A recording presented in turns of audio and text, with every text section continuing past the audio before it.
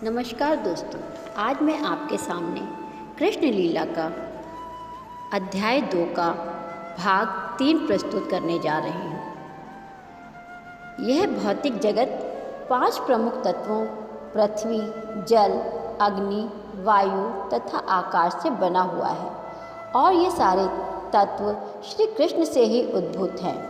भौतिक विज्ञानी इन 5 मूल तत्वों को भौतिक सृष्टि का कारण मानते हैं, किंतु ये सारे तत्व अपनी स्थूल तथा सूक्ष्म अवस्थाओं में श्री कृष्ण द्वारा ही उत्पन्न हैं। इस भौतिक जगत में कार्यरत समस्त जीव भी उनकी तटस्थता शक्ति के प्रतिफल हैं। श्रीमद् भागवत गीता के 7वें अध्याय में स्पष्ट कहा गया है कि यह सारा संसार श्री कृष्ण की परा तथा अपरा नामक 2 प्रकार की शक्तियों का संयोग है। जीवात्माएं श्री भगवान की पराशक्ति है और निर्जीव भौतिक तत्व अपरा शक्ति हैं। सुप्तावस्था में प्रत्येक वस्तु श्री कृष्ण में समाहित रहती हैं। देवतागण भौतिक प्राकट्य के विश्लेषण अध्ययन द्वारा श्री भगवान के परम रूप की सादर प्रार्थना करते रहे। यह भौतिक प्राकट्य क्या है? यह एक वृक्ष के समान है। वृक्ष भूमि पर खड़ा रहता है। इसी तरह भौतिक प्राकट्य रूपी यह वृक्ष प्रकृति रूपी भूमि पर खड़ा है। इस भौतिक प्राकट्य की तुलना वृक्ष से की जाती है, क्योंकि समय आने पर वृक्ष को काट लिया जाता है। वृक्ष का अर्थ है वह जो अंततः काट लिया जाएगा।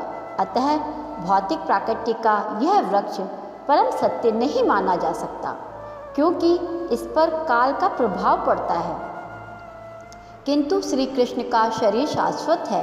वे भौतिक प्राकट्य के पहले भी विद्यमान थे, भौतिक जगत के अस्तित्व में होने पर भी विद्यमान हैं, और जब इसका विलय हो जाएगा तब भी वे विद्यमान रहेंगे। अतः केवल श्री कृष्ण को ही परम सत्य माना जा सकता है। कठोपनिषद में भी प्रकृति रूपी भूमि पर खड़े हुए भौतिक जगत रूपी वृक्ष का उदाहरण मिलता है। इस वृक्ष में 2 प्रकार के फल होते हैं, सुख तथा दुख।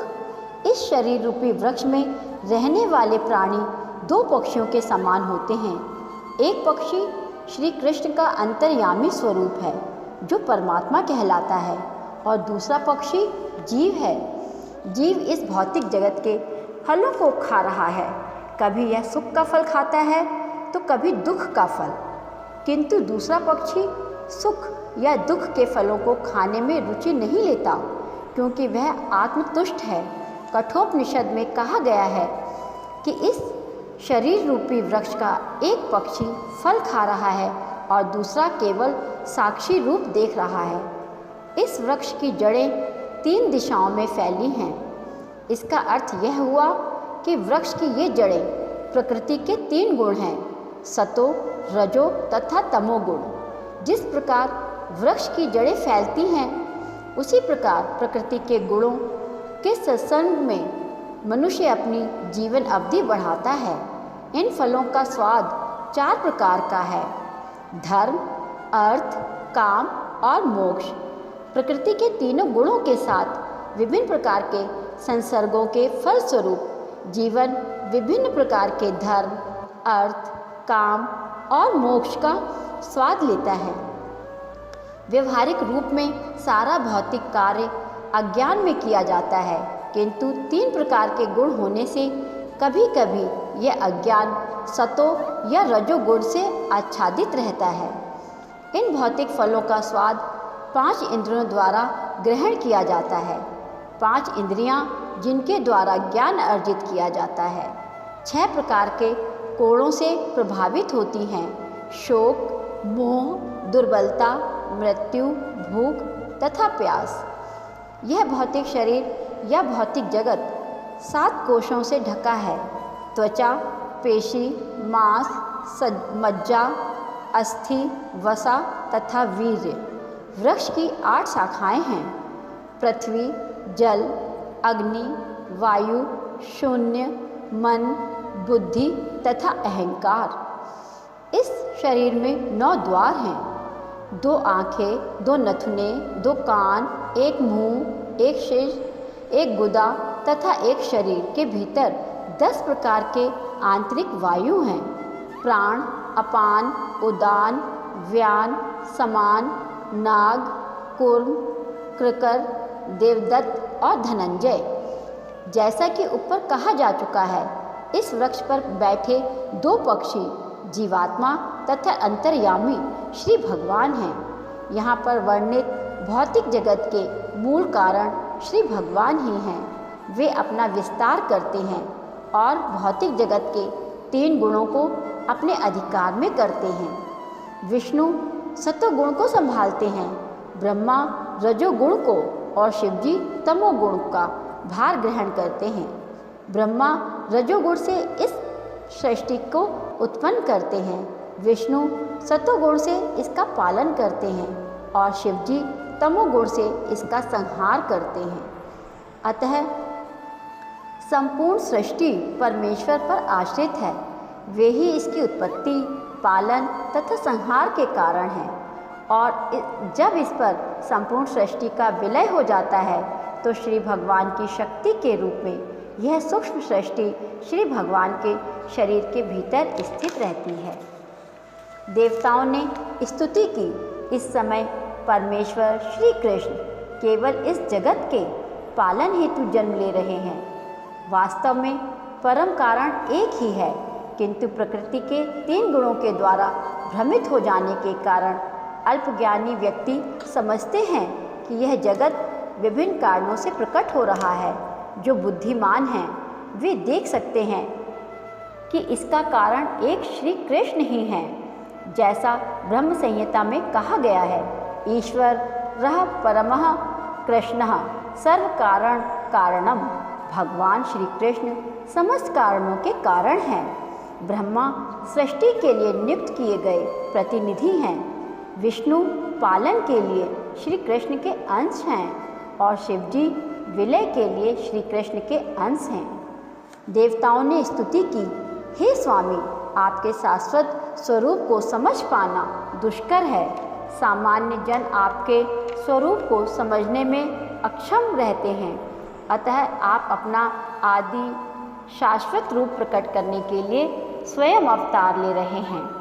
लोग किसी तरह आपके विभिन्न अवतारों को तो समझ सकते हैं, किंतु 2 भुजाओं वाले श्री कृष्ण के शाश्वत स्वरूप को मनुष्यों के बीच उन्हीं के समान विचरण करते देखकर वे उलझन में पड़ जाते हैं। आपका यह शाश्वत रूप भक्तों के दिव्य आनंद को बढ़ाता रहता है, किंतु अभक्तों के लिए यह घातक है। जैसा कि श्रीमद् भागवत गीता में कहा गया है, श्री कृष्ण साधु के लिए अत्यंत मोहक हैं, परित्राणाय साधुनाम, किंतु यह रूप असुरों के लिए अत्यंत घातक है, क्योंकि श्री कृष्ण असुरों के वध के लिए अवतरित होते हैं। अतः वे एक ही साथ भक्तों के लिए मोहक और असुरों के लिए घातक हैं। हे कमाल के समान नेत्रों वाले प्रभु, आप शुद्ध सत्व के स्रोत हैं। ऐसे अनेक ऋषि हैं जिन्होंने केवल समाधि के द्वारा या आपके चरण कमलों के आध्यात्मिक ध्यान के द्वारा और इस तरह आपके विचार में लीन रहकर प्रकृति के द्वारा उत्पन्न अज्ञान के महासागर को गोपदन में सामने वाले जल के समान बना दिया है। ध्यान का उद्देश्य मन को श्री भगवान के चरण कमलों से प्रारंभ करके उन पर केंद्रित करना है। श्री भगवान के चरण कमलों के ध्यान से ही बड़े बड़े मुनि इस विशाल भवसागर को बिना कठिनाई के पार कर लेते हैं। हे स्वयं प्रकाशित, जिन महान संतों ने आपके चरण कमलों की दिव्य नाव के सहारे अज्ञान सागर को पार कर लिया है, वे उस नाव को अपने साथ नहीं ले गए, वह अब भी इस पार पड़ी हुई है। यदि कोई नाव द्वारा नदी पार करता है तो वह नाव को भी उस पार लेता जाता है। अतः जब वह अपने गंतव्य पर पहुंच जाता है तो फिर वही नाव किस प्रकार उन लोगों के लिए उपलब्ध हो सकती है जो इस ओर प्रतीक्षा कर रहे हैं। इस कठिनाई का उत्तर देने के लिए देवता अपनी स्तुति में कहते हैं कि श्री भगवान के चरण कमलों की यह नाव ले नहीं जाई जाती।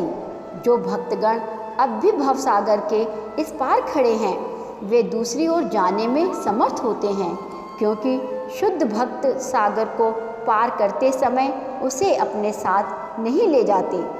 जब कोई इस नाव के पास जाता है तो भौतिक अज्ञान का सारा समुद्र सिमटकर गोपदन में समा जाता है। अतः भक्तों को दूसरी ओर जाने के लिए नाव की आवश्यकता ही नहीं पड़ती, वे तुरंत समुद्र पार कर लेते हैं।